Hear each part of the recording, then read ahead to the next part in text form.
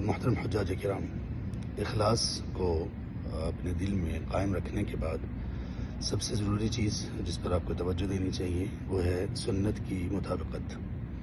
حج ہمیں جہاں پر اخلاص سکھاتا ہے اور اس کو بہت زیادہ قائم رکھنے کی تلقین کرتا ہے، اسی طرح سے سنت کے مطابق اپنے عمل کو ڈھالنے کی بھی اس میں مکمل تربیت ہے۔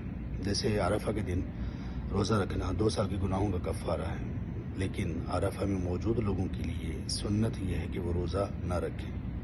اسی طرح عرفہ سے مزدلفہ جب ہم حجاج کرام شام کو نکلتے ہیں تو مغرب کی اذانیں ہو رہی ہوتی ہیں، لیکن سنت کی موافقت یہ ہے کہ وہاں پر کوئی بھی مغرب کی نماز نہیں پڑھے گا، بلکہ مزدلفہ پہنچ کر مغرب اور عشاء کو اکٹھا کر کے پڑھا جائے گا۔ تو سنت وہ عمل ہے کہ جس طرح اخلاص کے بغیر کوئی عمل قابل قبول نہیں، اسی طرح سنت کے مطابق نہ کیا ہوا عمل بھی قابل قبول نہیں۔ بارک اللہ فیک۔